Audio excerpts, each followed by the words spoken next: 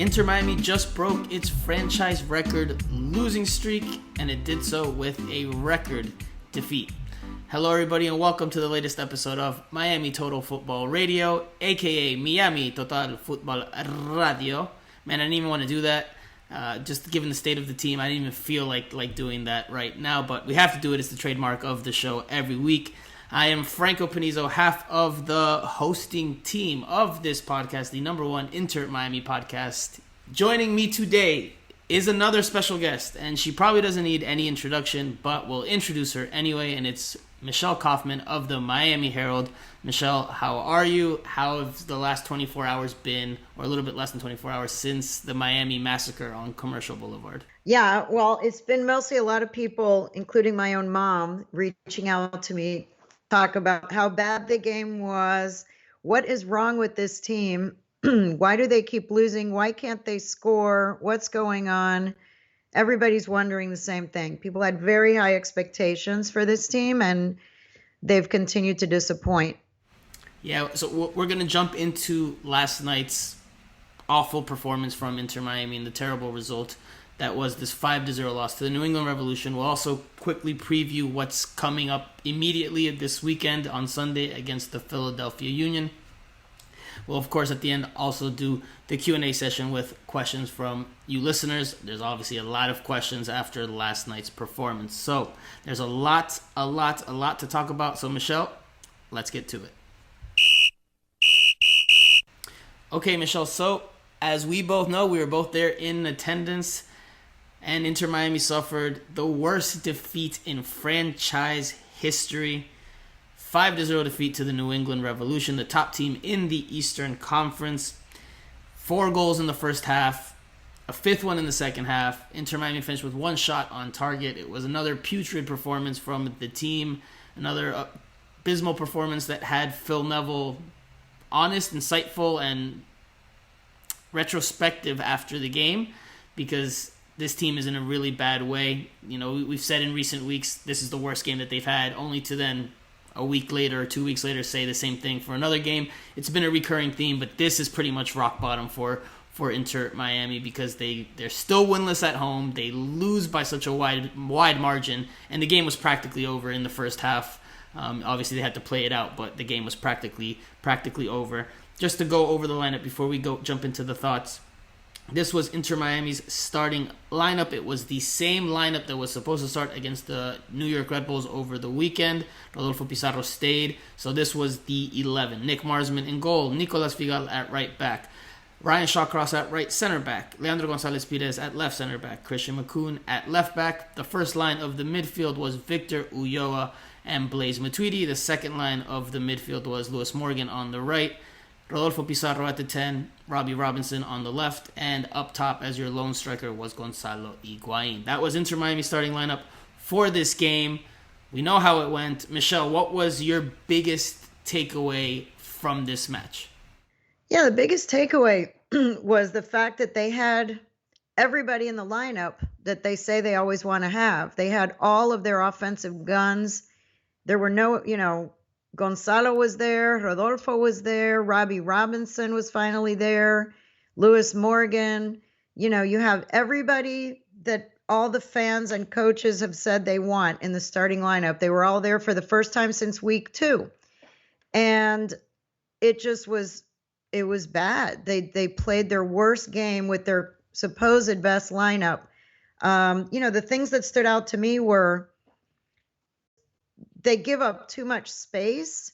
They're very, just kind of disorganized. They run forward and then they leave open big giant gaps. And then the other can just counter, very easily once they get the ball. There's really nobody there to defend them all the way across the field. And then Nick Marsman, who is playing in his debut game, just got peppered. I mean, the guy arrived here from Holland and he must be thinking, what the heck is happening? He was peppered, and people were unmarked, shooting at him unmarked, like a shooting range. And also, what happens is I think they looked really good for the first 12 minutes. I remember at the 12-minute mark, I may have tweeted at the 12-minute mark that the team looks really good. They looked strong. They were possessing the ball. They were moving the ball forward. They had taken some shots. Robbie Robinson took a shot. Gonzalo took an early shot. I thought that they were moving the ball well at the beginning of the game. I thought they looked pretty good. And then Nico Figal had a foul on the upper left side of the box, and they converted that really into the goal. And right there, you could just see, and that's a product of a team that's been losing a lot. When they conceded that goal, you could just tell that their confidence was rocked just a little bit. Even though it was just one goal, still, they, in the back of their minds, they somehow were thinking, oh no, here we go again. We looked so good, we look good, and yet here we are down 1-0 already. And then pretty soon after, the second one goes in. And at that point, when it was 2-0 in the first half in the 27th minute, you could just see the wind out of their sails. And the team, I think one of the things I noticed a lot was just the body language. The body language was not good. Yeah. You don't have anybody rallying the troops. When you have a team that's losing or winning, whatever, good teams have leaders on the field who, when something goes wrong, they go out there and they grab everyone and, fire them up, pump their fists, go yell into guys' ears and say, come on, we can do this, whatever. I don't see that. I know there are 4 captains who officially are named captains, but I don't see that much leadership on this team on the field from the players. It seems like, a lot of guys out there, but they're not together. They keep talking about it over and over that they're not playing as a team. They're not moving as a team. They're not cohesive as a team. There are so many things that I don't think there's one thing wrong with the team. I think the construct of the roster to start with is probably not the right combination of players. But they have spent so much money on these 3 DPs that, that's very difficult to undo once you've made those commitments. And, they keep bringing in guys and they, new coach, new general manager and everything. But the bottom line is the team is still one of the weakest teams, if not the weakest team this year, with the highest payroll. Yeah. So for me, the biggest takeaway was sort of what you touched on at the end there, and that's that this is not a team, and that's something that I've brought up for months now. I recall the exact moment when it first started to show, and that was in the game against CF Montreal, the 3-0 loss at home. And the only reason I remember that was the exact date was because that was the monsoon game that ended up going almost to midnight, and my birthday was at midnight, so I remember it very well. In that game, you started to see moments where players just didn't fight for one another, weren't playing for one another, just kind of looked disconnected and isolated from the group. And yesterday's game, because we're recording this today, Thursday, this will come out Friday, but we're talking Thursday here. So yesterday's game put the spotlight firmly on these issues. And I don't know if Phil Neville, after the game, finally recognized it or finally said, look, this is the point, we need to acknowledge this publicly, because after the game, his remark with regards to all he's asking for is a team, it sounded like a coach pleading out loud just for his group of players to come together and be a collective, and that's something they have not been by and large through most of its existence, but especially this year. Let's take a quick listen at that quote from Phil Neville so the people that maybe haven't seen the press conference or haven't heard it can get a listen and they can surmise their decisions from what he said there. But ultimately, when you're a team doesn't have an I in it. Team's spelt a certain way because it needs everyone to be pulling in the same direction. It needs everyone to be fighting for the same cause. That's what a team is. That's what New England was. Did they have a better player than us, New England? On paper, no. But they're a team. And that's what we must become. That's what this football club must have. It must have a team. It must have a team that represents the badge. It must have a team that represents David and Jorge and Jose. That's a team. That's all I'm asking for. I'm asking for a team that will fight for each other, a team that will look around the dressing room and trust and believe in each other and fight for each other, almost like a brotherhood. That's all we need. You can win games, you can lose games, you can have great moments and you can have bad moments.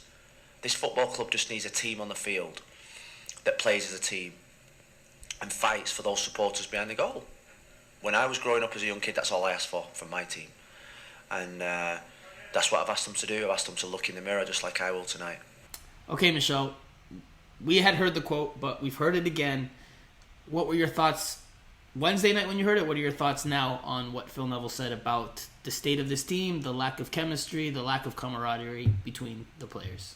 Yeah, he'd said it, but he said it before. This is not the first time he has said it. He has said it numerous times over this losing streak of 6 games. He has mentioned when he benched Gonzalo and Rodolfo, basically, he said, I am going to take the players that want to play the most, the ones that are going to fight for each other, the ones that are going to sprint forward and back, the ones that are going to defend. He has said that quote numerous times already during the 6-game losing streak. When he benched key players, he stressed that he wants to only have players and use players that want to be there, that want to fight for each other, that want to play hard, that want to defend, play on both sides of the ball, all of this stuff. He reiterated again last night and maybe in a little more detail, but this has been a talking point for many weeks now, that there are players on this team. And obviously Gonzalo must have been one of them because he benched, the most expensive player on the team. Rodolfo, also by saying the other day that he's finally re-engaged with the team and integrated himself with the team and all this stuff, that a few weeks ago he was not. That only in the last 2 weeks has he integrated himself with the team. Only in the last 2 weeks has he gotten himself in the kind of playing shape that Phil wanted him in. So, the implication is there that before 2 weeks ago, he was not. That he was a little bit isolated, that he was not part of the group, that he was not smiling. He didn't have a sparkle in his eye. If the coach is talking about the sparkle in his eye is back and the smile is there and it wasn't there before. So for many weeks now, there has been a talking point that certain players on the team anyway were not giving their all. We're not training as hard, being in the kind of shape that you need to be in to play at the top level. We're not maybe committed to the team. We're maybe being a little bit selfish, I don't know, or just lazy. I'm not sure what the case is. But the thing that's really disappointing and that was surprising to me, and that Phil said it was surprising to him, was that he didn't expect it. That over these last 2 weeks, he and all the players have said that there was a renewed energy. There was a spark on the team. All of a sudden, it seemed like everything was going right for a change. Everyone was in a better mood. Everybody was fit. And then, the game the other night that got canceled, I really think that was a balloon popper for them. I think they were up there and fired up and ready to go after the break, and then they wait 8 hours and the game gets canceled. So then that energy that they had for that game is all of a sudden like a big bleh, a big wah-wah. I always say this team is kind of like the wah-wah team. You're fired up, you think things are going to happen, and then something goes wrong. It's almost like they're cursed, like there's some Santeria out there. Someone's out there with voodoo dolls. They have to fly back, regroup, find the energy again. But I thought they would. I thought it's a home crowd. They have not won in front of these poor fans the whole season. The fans were there. The weather was perfect for a change. Everything was lined up. The stars were lined up. The stars were aligned for them to have a good game. They had the lineup. There were no excuses. The only, Jovan Jones was missing and Calvin Leardom, but otherwise everybody else there, present and in the starting lineup. And, it was a disaster. 4-0 in the first half. It was, their worst performance with their best players. Phil Neville has a very tough job. He's got to somehow infuse this group with confidence and with energy. I don't think they're going to fire him at this point in the season. They already fired one coach in less than a year. I don't think they're going to do it again this soon. It would just make them look like bumbling fools. Hey, they're going to give Atlanta's him. fired two coaches Yeah. in about a year. Atlanta's fired two coaches in about a year. They're doing what they think is best. And I agree with you. I don't think Inter Miami will fire Phil Neville. But a question that has come up. Atlanta did it because Atlanta did it because there were some circumstances there that were beyond the field. I think if it was just the results on the field, Heinze would still have his job. There were other issues there. Phil Neville is a classy guy. He hasn't done anything, he hasn't done anything bad or stupid. It's just the team is not responding. The That's team is debatable. That's doing debatable. what he wants them to do. People on the outside, people listening to this might disagree with that because look, I agree with you that he's not going anywhere. I don't think David Beckham's going to pull the plug on the guy he handpicked, and that is his friend, his teammate, former teammate, a business associate. I don't think they're going to pull the plug on him. I've actually heard that David Beckham's on his way to South Florida to have talks with the team and with Phil Neville about what's going on. Now, I don't think that's a byproduct of last night. I think it was already in the plans anyway. But obviously, with last night, those talks need to be had even more so. For me, just my opinion, I think he's not the answer. I don't think he's the guy that's going to take this team anywhere close to what it wants to be. They're not even in the playoff picture right now. The fact that he's saying 12, 13 games into the season, this is not a team, reflects poorly on the players, and it reflects poorly on him, in my opinion, because his message is not getting across. I have questions as to whether he has lost some of that locker room, or if he even had some of that locker room to begin with, because this team has had these issues for some time now. He said he didn't see this coming. I mean, just, again, my personal perspective is that has to be lip service, because this team has shown for many weeks now, they're on a 5-game losing streak even before this game. They've shown for many weeks now that they have issues across the board. Like you said, he's benched Gonzalo Higuain because he's not fit. So there's been signs of this team not being a cohesive unit. So for me, I think he's not the answer. I think that they probably should part ways, but I don't think that they will. Because, listen, anywhere else in the world, or almost anywhere else in the world, last night's result would be what they say in Spanish, es un resultado saca técnico. Not only have you just set your record in terms of consecutive losses, you did it with a record defeat at home with fans in the stands. There's no excuses for that type of performance. 4-0 in the first half, that's pretty mind-boggling. And I think Phil's a great talker. He's great for us on the media side. Banters about an incredible quote. But at this point, I don't know if he's the right fit for this team. But again, I don't think he's going anywhere. I think he's going to have a longer leash than the ownership group afforded Diego Alonso. So if we're operating on the premise that Phil Neville is still here, how does this team improve? What do you think the team has to do for performances to at least be better?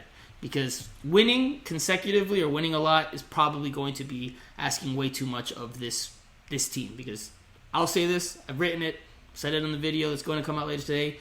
This is a broken team. It's a fractured team. Some guys get along, other guys don't get along.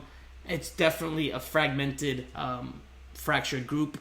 That locker room is not a cohesive group. They might banter But it wasn't about. last year either. No, it wasn't last year, right? Right. The roster on this team is not, Diego couldn't pull them together, and this guy has not been able to pull them together either. This is a group that, to be honest, I mean, I think that Miami, the city of Miami is this global place, and there was this feeling that they have to bring in A, Spanish-speaking players, B, players that people here have heard of, that they will respect, because this is Miami. No offense, this is not, whatever. Kansas City, other traditional American cities like Columbus and Kansas City and Portland, Oregon. Sure. Those are different markets. And Miami is the kind of place where everybody's into who's famous and who have we heard of. And they were not excited when they signed Lewis Morgan. They were like, who the heck is Lewis Morgan? I've never heard of this guy. Right. And he turned out to be the best player they had last year. Right. They were much more excited about the signing of Blaise Matuidi and Gonzalo Higuain than they were about the signing of Lewis Morgan. And Lewis Morgan is a better player than both of those two guys. He's produced more for this team than either one of those two guys have done. So I think part of the problem goes way back to the beginning of, everyone, including the media, including me, including the fans, everybody wanted name players, wanted players that they've heard of. And the truth is this league is complicated, and a lot of foreign players and coaches have struggled in this league. And so Miami has become also somewhat of a target, I feel, because they're the glitzy, glamorous David Beckham team with, every other day they're putting out a new jersey and this, and they have all these, social media, fancy, glitzy social media. They're very slick. Their marketing is very slick. This team's marketing from day one has been very slick. Their logo is super cool. They wear black and pink, all this cool stuff. They've got the Latin fans. They have all the makings of a really fun team. But the 11 guys that are starting for the team, I don't think are the right combination of players. And we've now seen two different coaches, two different situations. Diego came in 2 weeks basically before training camp. He had no input whatsoever into what players were on that team. That team was put together by Paul McDonough and David Beckham and Jorge Mas. And, Diego got here and they said, here's this team 3 weeks before training camp. And, he did what he could, but the team was fractured back then. There was division in the locker room back then, and there's division in the locker room still. That team has not come together. So there's lack of leadership, lack of motivation among some key members, I think, of the team. And they've had two different coaches now who speak two different languages, have two different personalities, two different approaches, and neither one has really been able to get the best out of this group. So there's a lot to touch on, and we will be here all night if we do touch on everything, because obviously there's a lot to dissect. But look, I agree that this is an issue that plagued the team last year, although I had heard from a player during the offseason that the locker room was one of the best locker rooms he had ever been a part of, and this was a very experienced player. However, I just don't think that they have the bonds and the relationships needed on and off the field to perform well. And I think this season things have kind of taken a step back in that regard, because you can see the body language, like you mentioned earlier. You can see the players, how they carry themselves on the team. And you can even look, and I've tweeted this out today, so whoever's listening, you can see this on my Twitter handle. There's an image in the first half of the teams going over to the side during the water break at the 30-minute mark. And the New England Revolution were up 2-0 at that point. And the whole team, more or less the whole team, is huddled around Bruce Arena, who's giving them instructions.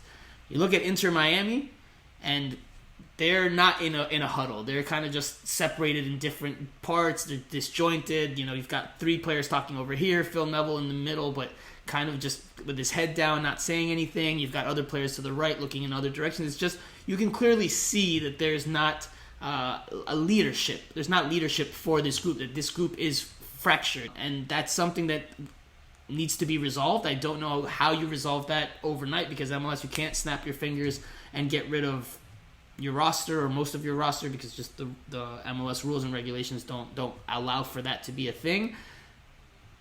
I think, again, coaching would be a start for me, but again, I don't think that's going to happen. So what can this team do to at least perform better? For me, it's starting with benching some of the players that aren't putting in the effort, that are maybe too individualistic or not showing the hunger and the desire that needs to be there. That's the bare minimum. Because look, this is how low the bar is for Inter Miami right now. It's better to lose games 2-1 to Orlando City, 1-0 against DC United, where the effort and the fight is there. Maybe the soccer is not great, it's not even close to great, but at least the effort's there and you're giving yourself a chance. You're competing. Because what we've seen, in not only last night, but on other occasions, this team has gotten blown out, not competed, and that is much worse than losing a game, in ugly fashion by one goal. So I think Blaise Matuidi is one of the guys that has to go. I think he needs to be put on the bench. I think we're going to see that on Sunday, because Phil Neville pulling him at halftime to me is a telling sign. He was disengaged. He was disengaged and just the second goal is terrible. Not giving the full amount. And by the way, with Pogba, with a famous person in the stands watching, you would think maybe he would have been motivated to play better. and I didn't the see second it. goal is I didn't terrible. see it. I don't know if you've gotten a chance to rewatch the second goal, but anybody who wants to rewatch the second goal, because obviously the play starts with Blaise Matuidi getting the ball taken from him a little bit past the midfield line. He asked for a foul, doesn't get it, but he gets up. And literally, you can see this. The referee is behind him or further up the field in terms of the New England half. And the referee actually runs back faster than Blaise Matuidi does. It's incredible that Blaise Matuidi just has this lackadaisical indifference to tracking back to try to win the ball. And then the goal happens and, Blaise still asks for the foul. But he just gingerly strolls back. And that's stuff we've seen not only from him, from a lot of players even dating back to last year. Yeah, they're not dating back to last year. They're not sprinting back. And, Nick Marsman said last night, this is his first time playing with this team. And he said what struck him was really that everyone is so intent on going forward, and then they don't drop back to get back into shape to defend. If someone's, my daughter played 14 years of youth and high school soccer, and she had 2 good coaches, but, it's like basic 101. The thing is, that's why I say, I don't think Phil Neville or Diego Alonso should have to tell professional players who are making millions of dollars or hundreds of thousands of dollars, should have to tell them that you need to track back on defense, or if one of your teammates is going to make a run forward, then someone else needs to drop back and fill in where they were. That space on the field needs to be filled by a human being. If everybody's going forward and you're leaving gigantic gaps of space in the field, you're going to lose. So everybody knows that. That is basic soccer 101. That is not high-level tactics. That's like elementary mistakes, laziness, lack of commitment. If players are just running forward and then just kind of on the brakes or just jogging back, anybody who's jogging, on my daughter's high school team, her coach had been in the Army. If anyone was ever seen jogging, you would jog, he would immediately pull that player from the game. Anybody jogging would leave the game. He only wanted players who were going to sprint. And, Phil Neville said it earlier. I said a few weeks ago when they had the break and when he benched Gonzalo and everything, he said, I only want players that are going to work hard, that are going to run hard, that are going to train hard, that want to play for each other. It may take benching, their bigger name players. Yeah. If they're not into it and they don't want to play, then I would sit them on the bench and put in guys who want to play. Put in Jay Chapman. I noticed Jay Chapman is the guy that they're giving us to talk to tomorrow. So that leads me to believe that, maybe he's going to be playing more on Sunday. It may be totally unrelated, but I think he's starting. I think he starts on Sunday. I think he takes Blaise's spot in the lineup. I liked what I saw from Jay Chapman in the second half. He showed for the ball, looked for the ball, passed well. Right. I liked what I saw from Jay Chapman. It's not the first time that I think he's played better than Blaise Matuidi when he's come on. I've said it at least a month or 2 ago that I thought Jay Chapman should have already by now gotten at least one look over Blaise. So I definitely think that moves in the cards. Again, I think Phil pulling Blaise, his DP midfielder, at halftime is a pretty telling sign with regards to the effort that's being put forth. I think Gonzalo Higuain's also at risk. If we don't know what his injury status is yet, we'll find out tomorrow when we go to the availability. That looked a little bit to me. That looked like I don't know if that was an injury or an injury with parentheses. Well, he made the gesture when he walked off the field. He did like, I can't, obviously people listening can't see this, but he put his hands together and kind of did like this I don't know how to explain it. He did a gesture like something pulled or something ripped. So his status for Sunday is possible, unclear. Or it could be it was the 78th minute and they were humiliated and he was like, I'm done. I'm done. Well, so that's the thing. So you touched on this and we don't need to touch too much more on the game because we still have to preview the Philadelphia Union game. But you touched on the players not tracking back, not showing that effort and that desire. To me, because you said it yourself, and I think we all know this, it's soccer, it's basic soccer principles and basic soccer concepts, and these players know that they're professionals, but that they're not doing it is a lack of, 1, desire, and 2, lack of conviction. You know what? Let somebody else do it. For what? We're gonna lose anyway. Like, confidence is low as it's been with this group, and even Lewis Morgan. I think it's on the 4th goal. Obviously, the game's 3-0. It's pretty much out of reach at that point in the first half. But on the 4th goal, watch it again. He does the same thing Blaise Matuidi does. Just kind of strolls back, takes his time, eventually gets to the box. But just the desire's not there. And to see that from Lewis Morgan, who has been a player that has done very well and usually has his heart on his sleeve for the team and usually tries to be the one that tries to make things happen in the attack, that is alarming, and that speaks to a very troubling situation for Phil Neville within the group. So there's a lot of things to correct. There's a lot of things to correct. Yeah. A lot. One thing I wanted to say before we do the preview, and then my husband made me spaghetti and meatballs dinner. So that's calling me. But, part of it is cumulative. The confidence level and all that. When a team is coming off a losing season already, where they did not reach expectations, they did not fulfill expectations, so they ended the season on a sour note, losing 3-0 to Nashville. They end the season on a sour note. They make all these changes in the offseason, new coach, new general manager.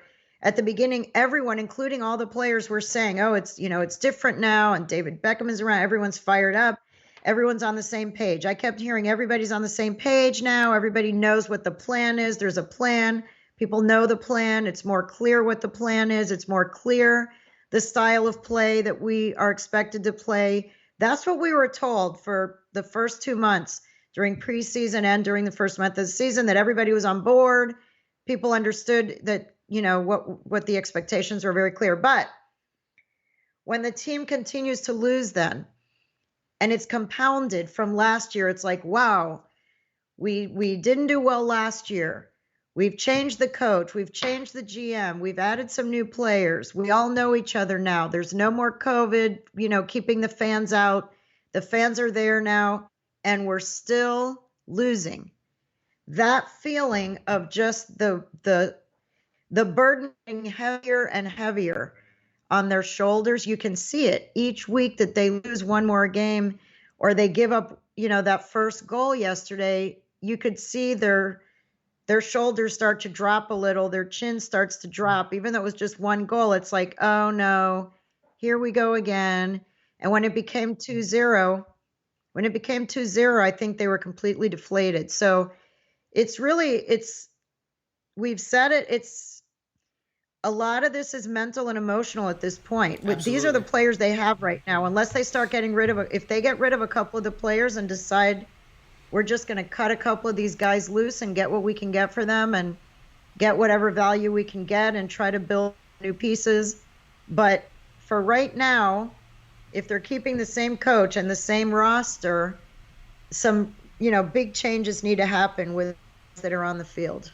Yep, no, for sure. And look, so it's obviously been a very tough result for the team to swallow. It's been pretty much doom and gloom since last night with regards to Inter Miami, but there were some positives.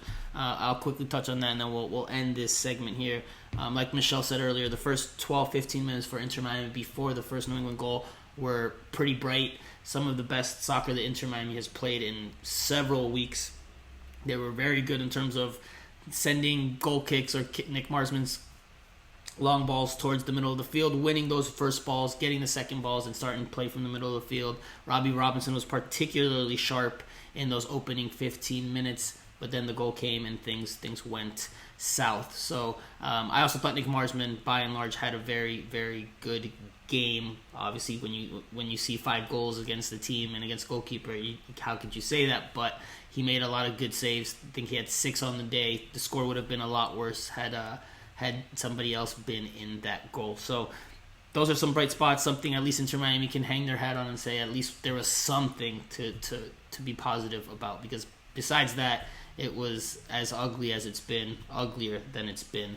So Inter Miami's got a quick turnaround. They'll have to go again on Sunday. They do so against the Philadelphia Union. We'll preview that game very quickly, but we'll do so after this. I feel their full support. I always have done. The concern is me. They don't need to tell me about their concerns, because I have the same concerns. And I've been in football long enough, and I've been in situations where these results aren't good enough. So I know the consequences. That's no problem to me, because all I want is for this team and this football club to succeed. We're doing everything in our power to do that. We just need better performances on the field. And with that comes responsibility and accountability. And for me, I've got great responsibility. and I'm accountable for everything that I do, and we're on a run at the moment that puts me under pressure. But that's what football management's all about. All right, Michelle. So this Sunday, Inter Miami plays the Philadelphia Union, and it's another team that's towards the top of the Eastern Conference. They're in second place in the East right now. Philadelphia Union plays tonight, Thursday. Shortly after we'll be finished recording this, they play Orlando City. That's a pretty good game. If you watch it, you might get a good idea of what Philadelphia might bring on Sunday, although the short turnaround will probably impact some of their lineup decisions. Now, for Inter Miami, Michelle, what is the key to the game? What does Inter Miami need to do to get a result? I'm not even going to say a win. Just get a result. Get a point out of this at home. At least end the losing streak. Get some momentum in your favor. Get some wind in your sails and start trying to rebuild that confidence. It's a tough task because the truth is they're facing some of the best teams in their conference right now. Basically the number 1 team followed by the number 2 team. 2 of the top coaches in the league, honestly, Bruce Arena and Jim Curtin. 2 guys who are really good coaches, who know the league, who have their teams always prepared. One thing that may work in Miami's favor is they will have one more day of rest. You could even say, to be mean, that some of the guys were resting during the second half, last night or first half too. But anyway, playing Thursday and then turning around and playing Sunday, that's a pretty quick turnaround. So maybe Philadelphia will be a tiny bit more tired. I think in this case, the way they started off strong yesterday, they need to do that again, and that means putting out whoever are the best 11 players who are going to be the most active at the beginning of the game. It may give them some confidence knowing that they beat Philadelphia early this year. They beat them up there. Of course, it was the Higuain brothers who won that game. That was a really fun game to watch for Inter Miami fans, and the 2 brothers, one feeding the other. I mean, I was thinking, oh wow, this is going to be fun to see this happening. It hasn't really happened since that game, but they played well against Philadelphia last time. Even though Philadelphia is a very good team, I feel like they matched up pretty well against them. They've got some good players, but I think Miami matches up well against them. Miami will maybe have the one day of rest, may help them. They are in a do or die situation, although I would have said the same thing before yesterday's game. That did not seem to inspire them enough, which is surprising. That should have inspired them enough. I think they got to go for it. I think they just have to just act like this is it. Like this is the last game of the season and their pride is on the line. And anyone who's not 100% in should not even play. There's no room for anything but 100% effort on this game, but it's going to be very tough. They're playing against, again, the number 2 team in the Eastern Conference, a team that is always prepared. Jim Curtin is a really good coach. He's really good at exploiting the other team's weaknesses. I'm sure he's already been studying what happened last night. It's going to be tough. It's going to be tough. The thing about the Philadelphia Union is that, they might not have the flashiest names, but they're a well-oiled machine. They've played under Jim Curtin for years. That identity is established. They know what to do. They know what he wants. And for that reason alone, it's going to be a monumental task for Inter Miami. For me, the key to the game is being defensively tight, keeping a 0 for as long as you possibly can. I know that Inter Miami is in need of points, and Phil Neville has talked about having to go for it. And obviously you need points to try to make up the ground that they've lost in the Eastern Conference. But if you try to go blow for blow with Philadelphia Union, I just don't see that ending well for Inter Miami. I don't think that they have. Right, maybe if they can get to 0-0 at halftime, if they can get to halftime without conceding a goal, then maybe that gives them some inspiration going into the second half. Keep the game at 0-0. If they give up a goal early, the chins are going to drop. Again, the shoulders again. It's going to be like, oh my! The fans are going to be upset. It's going to, keep the game at 0-0 for as long as possible. Give yourself a chance to win the game late. Look, I am of my personal belief. The way I see soccer is attack, go for it, be brave, risk, try to score. If you're going to lose in that way. That's just my personal opinion. But with Miami, with what we've seen from this group, I don't think that they can do that, because I think that they will get blown out like we saw this midweek game. So for me, keep that 0 at the back. Try to maintain that 0, and maybe you can sneak a goal off of a lucky bounce, off of a corner kick, off of a free kick, and off of an own goal, whatever it takes. Maybe you can pull out either a win that way or at least a draw, which at this point a draw is a huge upgrade over a 5-0 defeat. So that's the key to the game for me. Michelle, quickly, we know there's going to be at least one lineup change because Rodolfo Pizarro, well, there'll probably be two because Gregory's back in, but Rodolfo Pizarro is out. He's traveling to go be with Mexico for the CONCACAF Gold Cup, so that's at least one change that will happen. Any other changes you see besides Gregory coming back in and Rodolfo Pizarro coming back out? Do you think Jay Chapman comes in? Who do you see coming into the lineup on Sunday? Yeah, I think Jay Chapman will come in. And, I kind of like better when Figal and LGP play side by side. Yeah. As center backs. They have a chemistry about them. They're friends. They're both Argentine. They have the same kind of mentality. They seem to play, to me, they play better as partners in the middle. But then the question is, who do you put out on the wings? Jovan Jones is out. I don't know if Kelvin Leardom, I guess, is back. I don't know. They've put Victor back there once or twice, I think, as a stopgap. I kind of like those two better in the middle than having Nico on the right side. I don't know. Ryan Shawcross, I don't know. I'm still waiting to see if that chemistry works out in the back line. I haven't seen it. I think they look better when LGP and Nico are playing side by side. And other than that, I thought Robbie Robinson looked good in the minutes he played. I thought he looked good. He's energetic. And, I think Gonzalo, it remains to be seen. What is he going to bring? What's his mood? It's going to come down to what's his mood and what is his mentality going into the game. Lewis Morgan, of course, is Lewis Morgan. He'll be there. Gregory will help. I think Gregory's a real fiery player, and everybody seems to rally around him if he doesn't get a yellow card or a red card. So, but I definitely see Jay Chapman playing more. I don't know about the other new guy. You have Kieran Gibbs as a possibility, maybe playing more. He's, probably seen enough now that he could come in and maybe do something, try to help. I don't know, Indiana. Maybe he'll come in and give some kind of spark. He's supposed to be fast. I don't know. I haven't seen him play. He's supposed to, be fast, have good speed. So I don't know. We'll see. It'll be very interesting. This is the lineup I think we'll see.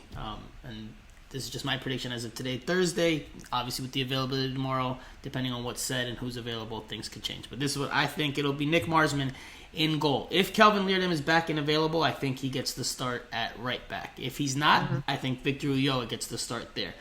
In the middle, I think it should be Nicolas Figal and Leandro Gonzalez Pires. And I think it will be, although Phil Neville might be really, really upset with Nicolas Figal after this one, because he was involved in 4 of the 5 goals, and in the 5th one, he just did what I said earlier about Blaise Matuidi and Lewis Morgan. He just kind of strolled back, didn't track back, and didn't show that effort and that desire. So there is a chance that maybe Nicolas Figal does not see the field, but I think, if you're trying to get a win, you're trying to keep that 0 at the back, I think you're going to have to put Nicolas Figal and Leandro Gonzalez Pires back in the center as the center back tandem. At left back, that's a question for me. Does he stick with Christian McCoon, who didn't have a great game in this one? Does he maybe go with someone like Breck Shea? I'll say Christian McCoon because we haven't seen a lot of Breck Shea at left back this year, but I wouldn't be surprised if Breck Shea also gets the nod there. I don't think Kieran Gibbs will start just yet. I think he's still too far behind in terms of his fitness. In the midfield, I think we'll see Gregory come back in, and I think we'll see Jay Chapman next to him. I think Blaise Matuidi gets benched. The second midfield line, I think it'll be Morgan, Robinson, and then there's the question at the 10. Do they put in Federico Higuain? Do they put in another central midfielder or somebody else? I think that's the big question. I'll say Federico starts, and I'll say Julian Carranza gets the nod up top. That's just my predicted lineup. Michelle, before we wrap up and let you go, what is your prediction as of today, Thursday? Again, things can change. We will find out more information from the team tomorrow, but what's your prediction for Sunday's match? Does Inter Miami end the losing streak? Does it stop the bleeding at 6 games, or does this continue on with a 7th defeat? I will predict a 1-1 tie. How about that? They will score 1 goal. I'm not ready to say that they're going to all of a sudden score a bunch of goals, but maybe they'll score 1 goal and concede 1. I mean, I think that's something they should shoot for. I think that that's doable, but difficult, because Philadelphia is a very good team with a very good coach, and they already lost to them, so they probably don't want to lose to the last place team twice. So they have a lot of pride also on the line. But I'll just go on the line here and be optimistic and pick a 1-1 tie. Imagine the euphoria if Inter Miami scores a meaningful goal in that game, because they have so much weight on them right now. There's going to be an incredible roar, not from the fans, but also from, I imagine, the team as well. I will say Inter Miami finally scores, because it's been a while since they've scored, but they lose 3-1. I don't think they're going to get a result. Philadelphia's good, very, very good. They are coming on short rest, so it is possible. It's MLS. Anything is possible practically, but Inter Miami's in a real bad way. Confidence is low. Phil Neville's saying this is not a team, so I don't think he can resolve that or fix that in a matter of 2-3 days. 48 hours. Yeah, so he has 48 hours to rally the troops. It's tough. So I think it's a tough ask. I think Inter Miami loses. I think we'll be talking about a 7th defeat next week. Hopefully for Inter Miami fans' case, that doesn't happen. Hopefully they get at least a result out of this, because the fans have been suffering for quite a while. Michelle, I know you have the spaghetti and meatballs, so I won't hold you. And I do want to thank you for coming on short notice and coming on as the first time. This is your first time on Miami Total Football Radio, so we appreciate that. Michelle, thank you again for joining us. We're going to take a quick break, and we will do the Q&A session, of course, after this.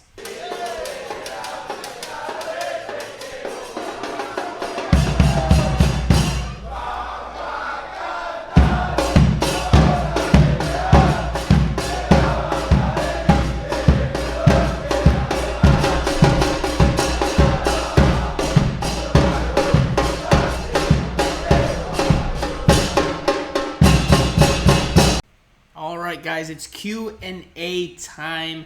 It's just me alone on this one, so there won't be as much bantering back and forth.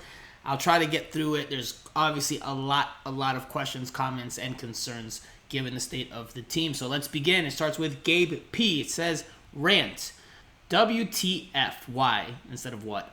WTF. Would only 3 players come to wave the fans and apologize? Ulloa and Morgan are the only 2 players that I can remember now. I find that so. He puts a heartbreaking emoji. Like WTF, this time with the what, not a why.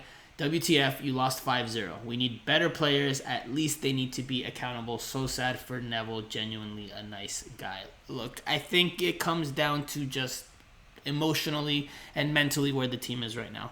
Obviously, you want them to acknowledge the fans, but after a 5-0 loss, I'm sure a lot of the players just wanted to stick their head in the sand and not have to be seen, because this was the worst performance for the franchise, and the worst performance probably for a lot of these players in their careers. A 5-0 loss does not happen that often. So, Nick Marsman said that it never happened to him in his career, that he was pretty upset at halftime. So I imagine it's more along the lines of that. And again, this is not a one-off. This has been kind of a cumulative thing that they've been losing in bad ways with poor performances. So I can imagine after a 5-0, just a lot of the players just wanted to get out of there as soon as possible. Kudos to Ulloa, Morgan, and I think I had also read or seen that Nick Marsman, applauded the fans and went over and maybe even gave somebody his set of gloves. So, Gabe P does follow up with a second tweet.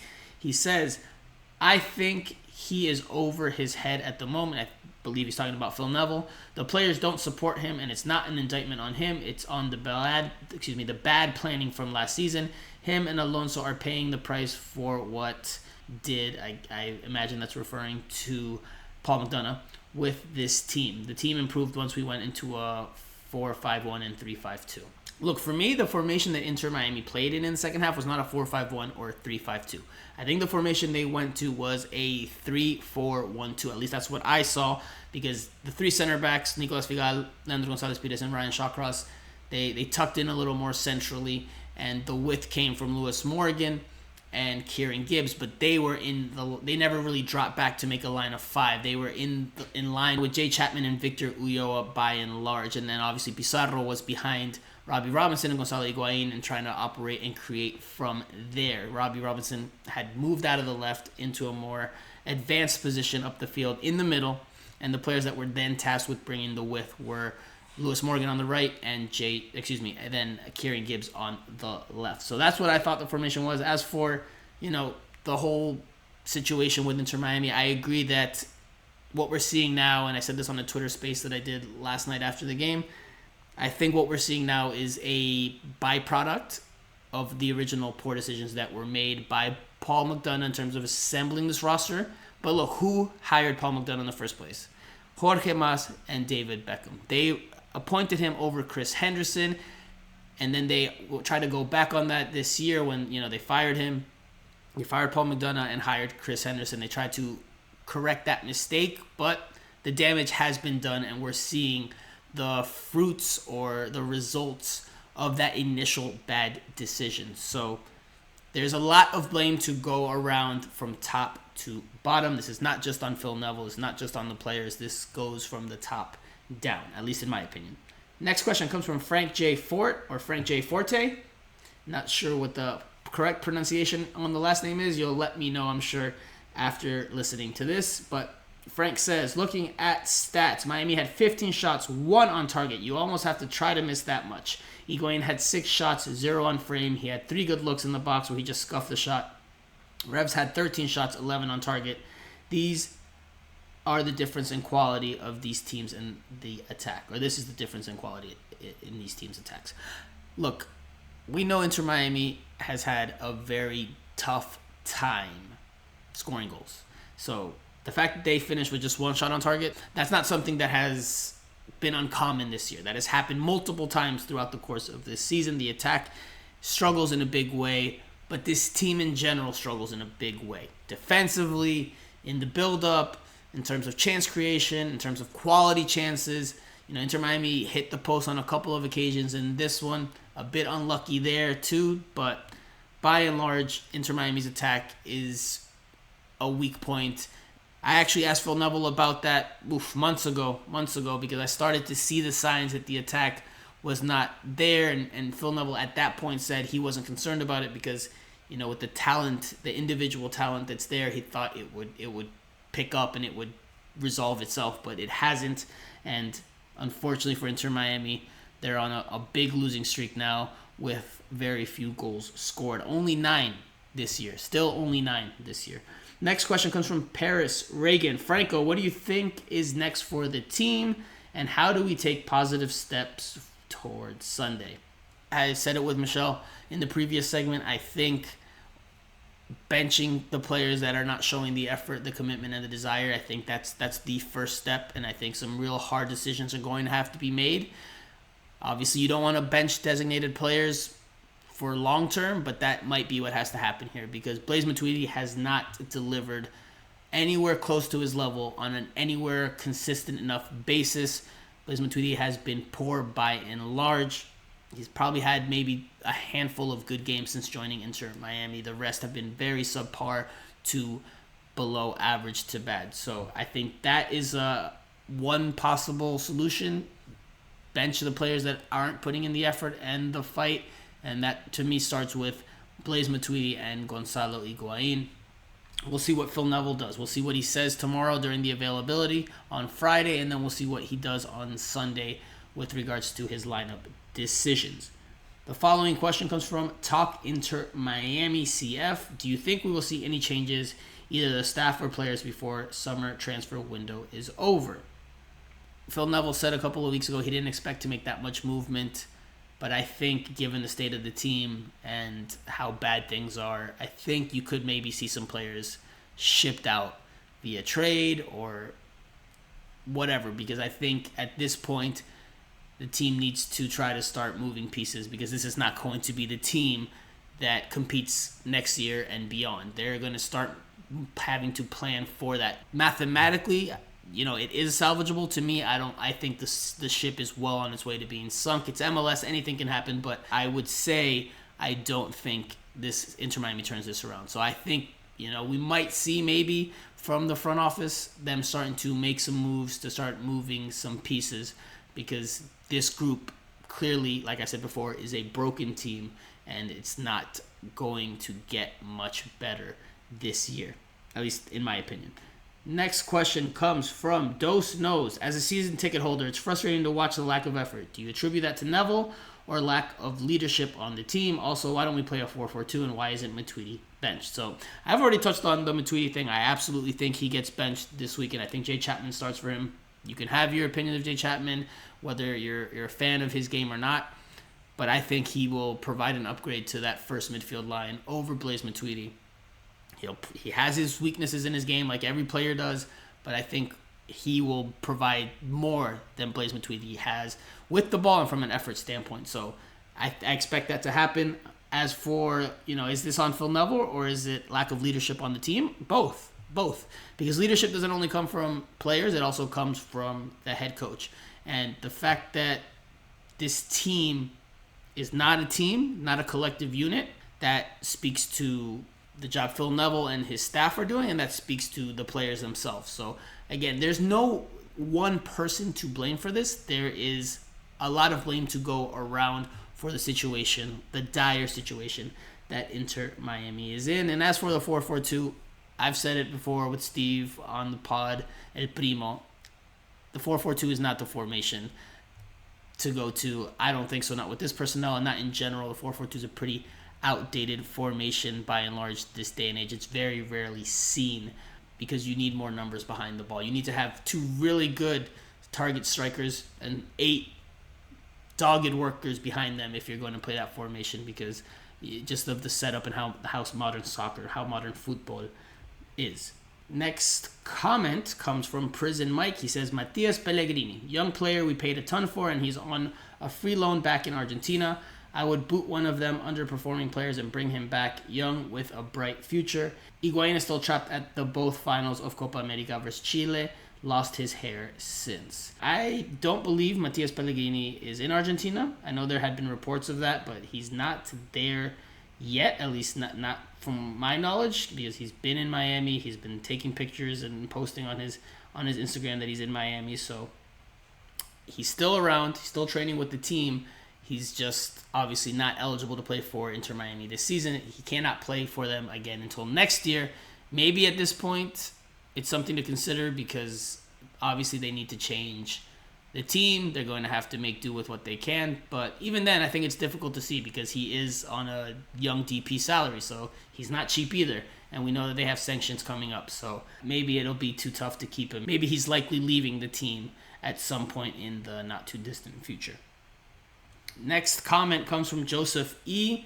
Sometimes I wish we could just delete roster and start over. Look, I think a lot of people feel that way right now. I think the mood overall from the fan base is not one of optimism or happiness towards the state of the team and the players by and large. Obviously, this roster has not been pieced together in the best way. That's clear as crystal, just from not only the results, but also what's been said after games.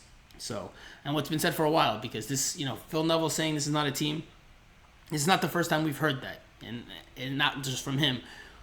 AJ De La Garza, last year after the playoff loss, talked about players not being on the same page, not understanding each other. He attributed it to a language barrier, but clearly there's more to it than that. Will Trapp, when I asked him in a press conference when he joined Minnesota United why he thought the team didn't do well in 2020, he said that it's a collection of individuals. I agree with that assessment. I think it's becoming more and more evident that that's the case. So this has been a recurring issue with regards to the roster and the construction of the team. I think culturally, the issues that there might be some issues there, not information I've heard, but just what I think. I think there might be some cultural issues that also impact the locker room.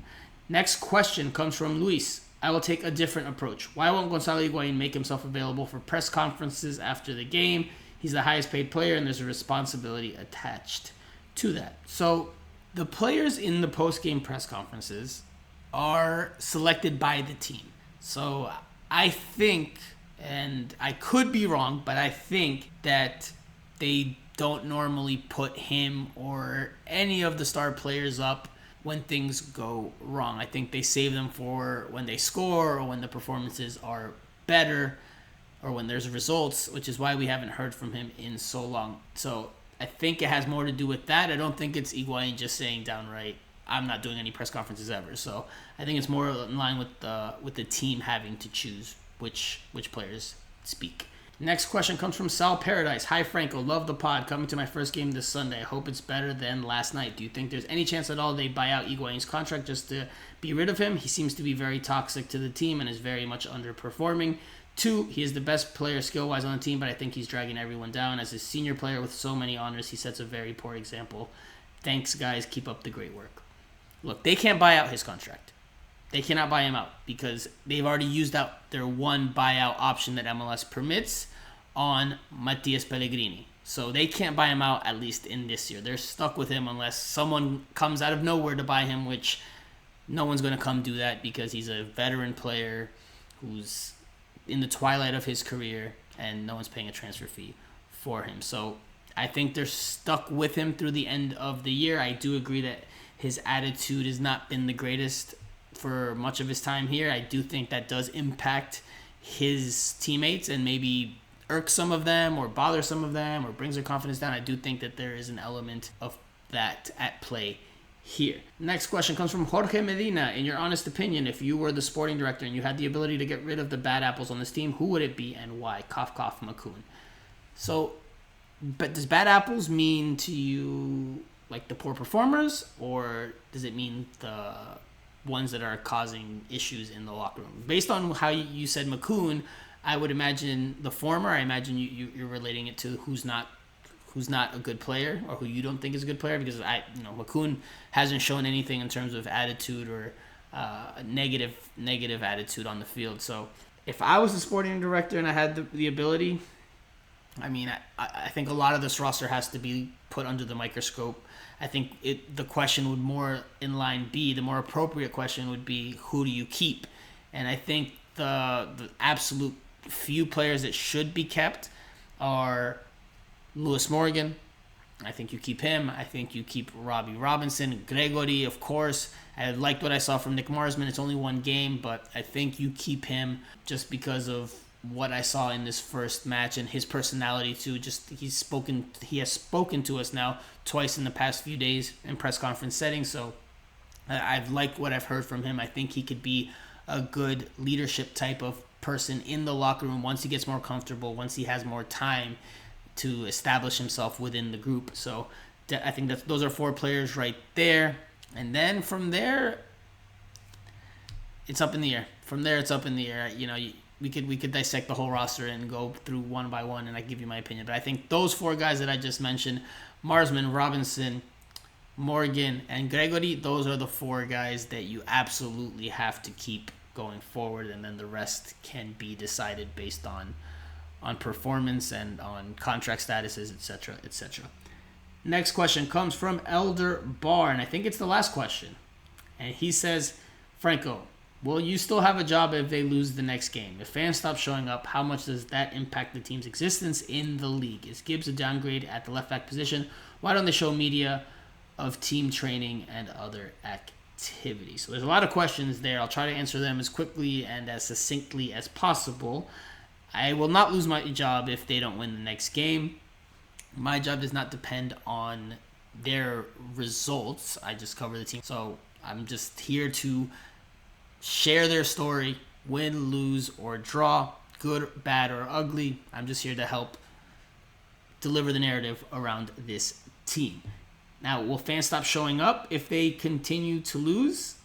Yes, I absolutely think so. When season ticket renewal comes in a matter of a few weeks or months, I'm sure some people are going to take into consideration, hey, do I want to keep spending X thousand amount for a team that not only loses but performs very poorly and doesn't even give me goals to celebrate? So I imagine some people will think that way.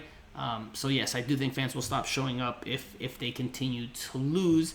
And does that impact the team's existence in the league? I mean, yes, in the bigger picture, but it would have to take a lot of fans to not show up for a prolonged period for the team to not be around anymore, for the league to pull the plug on the team. It's not something that's going to happen from one year to the next just because 1 year season tickets are down or 1 year fans aren't showing up in numbers. It would take several years of that.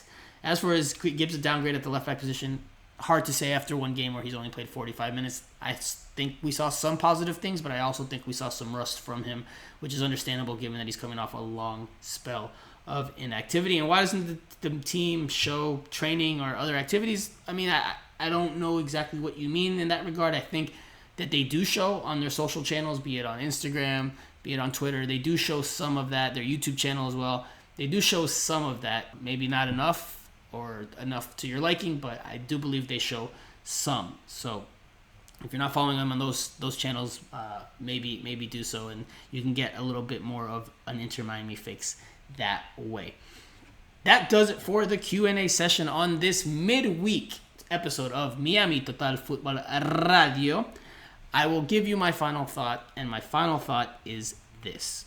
I said earlier in the show that I don't expect Phil Neville to be let go, but I do think that his seat is as hot as it's ever been. I think that there is pressure on him now to revert this situation, to improve on this situation, end this losing streak, and show something.